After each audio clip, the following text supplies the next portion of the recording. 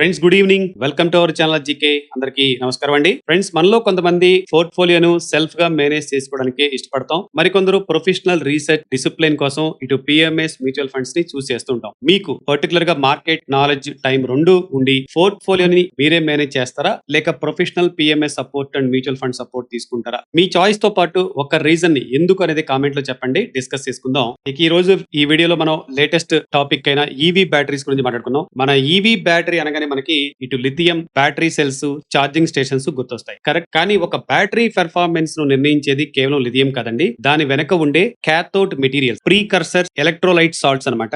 ఇవే అసలైన chemical bones. ఇక్కడ ఇంట్రెస్టింగ్ విషయం ఏంటంటే ఈ global LFP cathode materials, LFP battery cells లో 98% కంటే ఎక్కువ ప్రొడక్షన్ చైనాలో జరుగుతుంది. అంటే గ్లోబల్ బ్యాటరీ సప్లై చైన్ లో చైనా గ్రిప్ ఎంత స్ట్రాంగ్ గా ఉందో మనం అర్థం చేసుకోవచ్చు. ఇప్పుడు మన ఇండియా డొమెస్టిక్ బ్యాటరీ మ్యానుఫ్యాక్చరింగ్ ని బిల్డ్ చేసుకుంటుంది. దీంతో బ్యాటరీ సెల్స్ తో పాటు వాటికి అవసరమైన స్పెషాలిటీ కెమికల్స్ కూడా పెద్ద ఆపర్చునిటీ అయితే ఓపెన్ అవుతుంది. గుర్తుపెట్టుకోండి, స్పెషాలిటీ కెమికల్స్. ఈ ఎమర్జింగ్ థీమ్ లో 2 లిస్టెడ్ కంపెనీస్ అంటే ఈ స్పెషాలిటీ కెమికల్స్ సంబంధించి ఒకటి Sudeep pharma, 2 Tatva Chintan pharma came. ఈ 2 కంపెనీస్ బ్యాటరీ స్టోరీలోకి వస్తున్నప్పటికీ రూట్ కంప్లీట్లీ డిఫరెంట్ అండి. మొదటిగా మనం ఈ ఆపర్చునిటీ ఎంత పెద్దది అనేది డీటెయిల్ గా మాట్లాడుకుందాం. నీతి ఆయోగ్ ఎస్టిమేషన్స్ ప్రకారం 2030 నాటికి ఇండియాలో annual 100 gigawatt hour battery manufacturing కు సుమారు 1,93,000 tons of cathode active materials అవసరం కావచ్చు. ఈ డిమాండ్ లో ఎల్ఎఫ్పి కెమిస్ట్రీ షేర్ దాదాపు 60% వరకు ఉండొచ్చని రిపోర్ట్ అంచనా వేసింది. ఎల్ఎఫ్పి అంటే lithium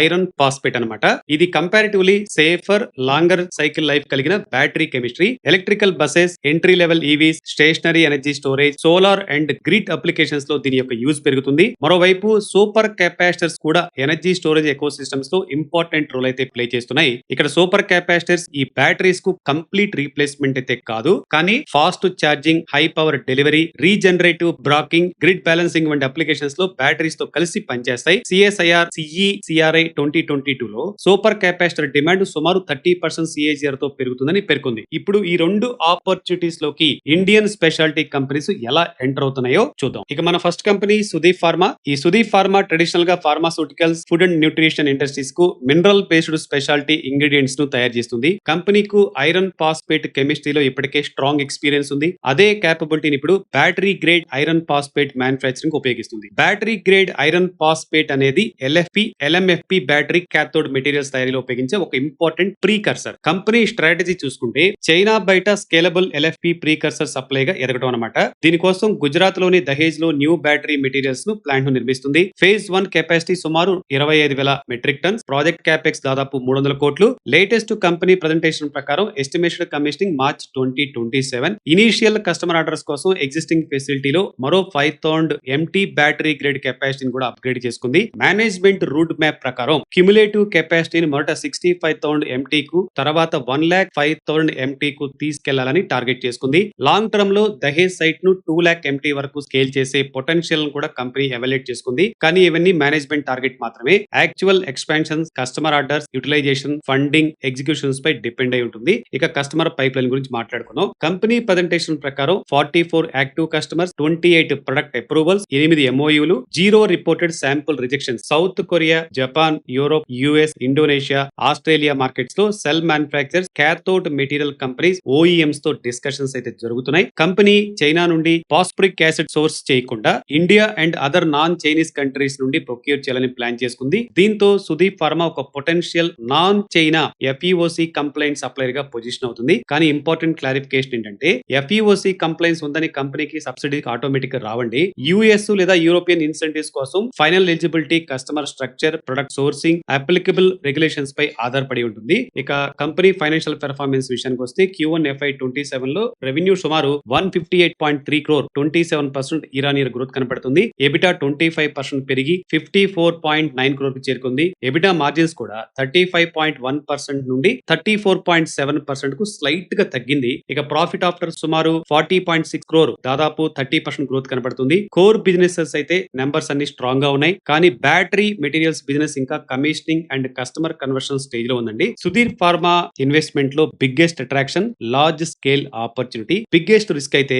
execution and customer conversion. Current market లో స్టాక్ 1130 అరౌండ్ ట్రేడ్ అవుతుంది. 52 వీక్స్ అండి స్టాక్ జస్ట్ 5% కరెక్షన్ లో కనబడుతుంది. అంటే ఆల్మోస్ట్ ఆల్ హైలో ఉన్నట్లెక్క. నెక్స్ట్ ఈ బాస్కెట్ లో సెకండ్ సెకండ్ కంపెనీ మన తత్వచింతన్ ఫార్మా కెమ్ అండి. ఈ కంపెనీ బ్యాటరీ ఆపర్చునిటీకి smaller and more gradual route తీసుకుంటుంది. కంపెనీ మెయిన్ బిజినెస్ చూస్తే structural dielectric agents, pharma and agrochemicals, intermediate phase transfer catalyst and electrolyte salt and solutions. Company filing ప్రకారం తత్వచింతన్ ఇండియాలో super capacitor batteries కోసం electrolyte salt ను తయారు చేసే ఒక largest producer. Super capacitors EV starting and acceleration సమయంలో sudden గా power burst ఇవ్వగలం అనమాట. Solar storage, smart grids, consumer electronic, stationary energy storage లో కూడా వీటి అప్లికేషన్స్ ఉన్నాయి. తత్వకు కీ అడ్వాంటేజ్ ఫార్వర్డ్ ఇంటిగ్రేషన్ అండి. కంపెనీ తయారు చేసే ఫేస్ ట్రాన్స్ఫర్ క్యాటలిస్ట్ పీటీసీ నే రా మెటీరియల్ గా ఉపయోగించి ఎలక్ట్రోలైట్ సాల్ట్స్ ను తయారు చేస్తుంది. అంటే ఎగ్జిస్టింగ్ కెమిస్ట్రీ క్యాపబిలిటీస్ నుండి న్యూ ఎనర్జీ స్టోరేజ్ అప్లికేషన్స్ ని బిల్డ్ చేస్తుంది అనమాట.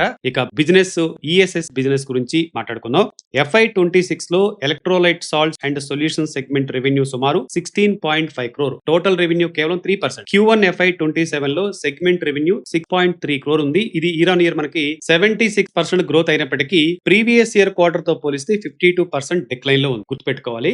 రీజన్ ఏంటంటే మిడిల్ ఈస్ట్ క్రైసిస్ కారణంగా రా మెటీరియల్స్ సప్లై షార్టేజ్, ప్రొడక్షన్స్ కొన్ని వారాలు ఐడిల్ గా ఉండటంతో రెవెన్యూ రికగ్నిషన్ డిలే అయింది. ఇక మేనేజ్మెంట్ FY27 లో ఈ ఈఎస్ఎస్ సెగ్మెంట్ నుండి 40 to 60 crore రెవెన్యూ గైడెన్స్ ని మెయింటైన్ చేస్తుంది. ప్రస్తుతం major demand stationary energy storage customers ని చూస్తుంది. హైబ్రిడ్ వెహికల్ బ్యాటరీ కస్టమర్స్ కు ఇనిషియల్ కమర్షియల్ సప్లై అక్టోబర్ లేదా నవంబర్ 2026 నుండి ప్రారంభమయ్యే అవకాశం ఉంది. ఫుల్ స్కేల్ కమర్షియలైజేషన్ మాత్రం లేట్ 2027 లో రావచ్చని మేనేజ్మెంట్ తెలిపింది. అంటే ఆపర్చునిటీ అయితే కనిపిస్తుంది, కానీ మీనింగ్ ఫుల్ స్కేల్ రావడానికి టైం అవసరం. ఇక ఫైనాన్షియల్ పెర్ఫార్మెన్స్ విషయానికి వస్తే Q1 FY27 లో consolidated revenue 167.1 crore, year on year 43% growth కనబడుతుంది. ఎబిటా 86% పెరిగి 32.3 crore చేరుకుంది. ఇటు ఎబిటా మార్జిన్స్ కూడా 15% నుండి 19% కు ఇంప్రూవ్ అయింది. ఇక ప్రాఫిట్ ఆఫ్టర్ ట్యాక్స్ 6.7 కోట్ల నుండి 16 కోట్లు పెరిగి దాదాపు 140% గ్రోత్ అనమాట. Management FY27 full year revenue growth ను 25% నుండి 30% మధ్య,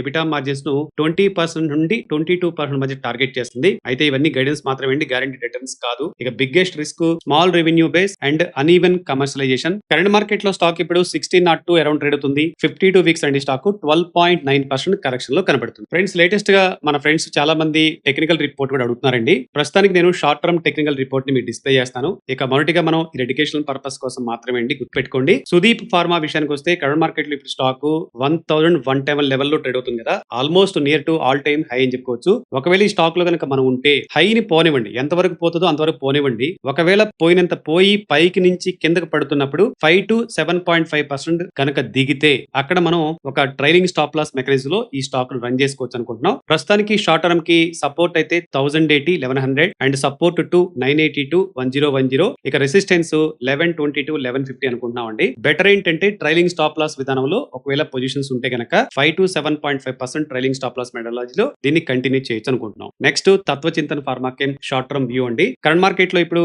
స్టాక్ 1600 అరౌండ్ ట్రేడ్ అవుతుంది కదా, దీనికి షార్ట్ టర్మ్ లెవెల్స్ సపోర్ట్ అయితే 1450 1500, సపోర్ట్ 2 అయితే 1250 to 1320 అనుకుంటున్నాం. ఇక రెసిస్టెన్స్ అయితే 1650 1800 అండ్ రెసిస్టెన్స్ 2 అయితే 1950 to 2100 అనుకుంటున్నాం. సో ఫ్రెండ్స్, ఇవి ఈ రెండు స్టాక్స్ ఇన్సైట్స్. ఈ రెండు స్టాక్స్ పై మీ ఒపీనియన్ కామెంట్ లో చెప్పండి. ఇలాంటి powerful business analysis and stock market insights కోసం మన జీకే ఛానల్ సబ్స్క్రైబ్ చేసుకోండి. ఫ్రెండ్స్, చివరిగా ఒక మాట, మన తెలుగు స్టేట్స్ లో చాలా మంది డిస్కౌంటింగ్ బ్రోకింగ్ యాప్స్ ను వాడుతున్నారు, కానీ అందులో కేవలం బై అండ్ సెల్ ప్లాట్ఫామ్ మాత్రమే ఉంటాయి తప్ప ప్రాపర్ రీసెర్చ్, స్టాక్ ఇన్సైట్స్ లేదా మార్కెట్ లైవ్ అప్డేట్స్ అంటూ ఏవి ఉండవు. ఇదిలా ఈ యాప్ ని ఇలా పెట్టుకొని market trends, depth research reports and perfect buy and sell guidance కోసం మనం రైజ్ యాప్ ని ట్రై చేయండి. బంపర్ ఆఫర్ ఏంటంటే మన జీకే ద్వారా ఈ యాప్ తీసుకుంటే మీకు lifetime demat account charges అంటూ ఏమీ ఉండవు. So don't miss it. Try Rise app today and thank you for watching.